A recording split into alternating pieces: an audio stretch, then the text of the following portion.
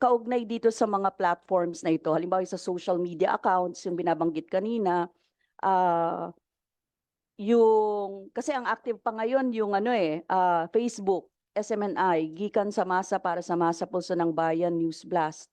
Sa YouTube, Laban Kasama ang Bayan Sunshine Media, DZAR 1026. Tapos yung TikTok, SMNI News Pulso ng Bayan News Blast. May magagawa ba ang NTC dito, Mr. Chair? Proceed. Like what we mentioned earlier, the order issued by the NTC principally covers the privileges granted under the franchise of SMNI, and this includes the provisioning of free-to-air broadcast services, radio and television. Insofar as the other platforms like social media, we would like to inform that these are basically not within the realm of the operations of the franchise, Mr. Chair. So we are at this time limited only to the scope of what the franchise the authorities granted as a result of the franchise is covered, Mr. Chair. Mr. Chair, kung ganun yung mga lumalabas, puro red tagging, fake news, etc. dito sa mga following platforms na ito, Mr. Chair, hindi ba dapat ay i-address din natin itong usapin na ito, Mr. Chair? Hindi ba dapat i-suspend din natin yung operations, no, ng may mga record ng red tagging? And sino-sino, Mr. Chair, gusto nating malaman, sino-sino ba yung mga managers ng accounts na ito?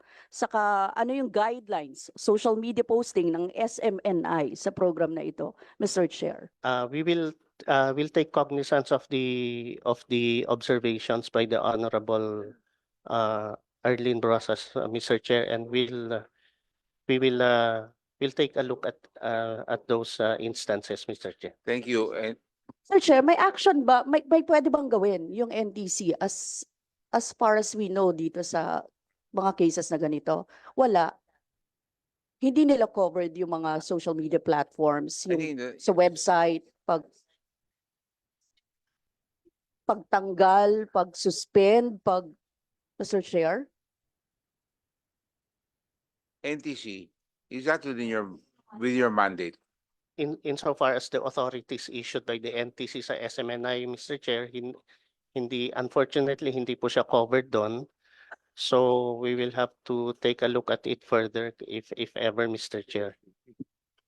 Okay, we will have to study that particular issue and look at the mandate of NTC. And of course, in coordination, we also have to discuss this with the ICT.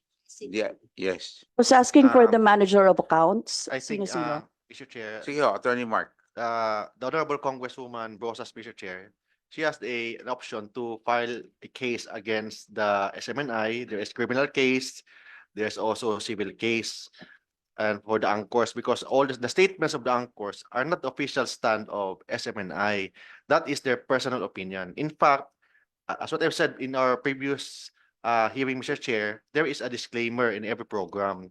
So, and I would like to cite also the constitutional, the Supreme Court jurisprudence, Mr. Chair, that the freedom of press and freedom of expression is one of the highest constitutional right guaranteed by the state, Mr. Chair. Ang specific request ko po ay malaman kung sino-sino ang may-ari ng mga media accounts na ito.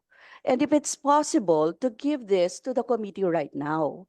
Kasi alam naman siguro nila yan at meron naman silang kopya kung sino-sino yung mga kaninong mga accounts ito, Mr. Chair. That account, Mr. Chair, is owned by SMNI. That is not the account of our personal accounts per staff, but is owned by the Sorasug Media Corporation, Mr. Chair. Thank you. So sila pa rin, Mr. Chair. Sa kanila pa rin yun, Mr. Chair.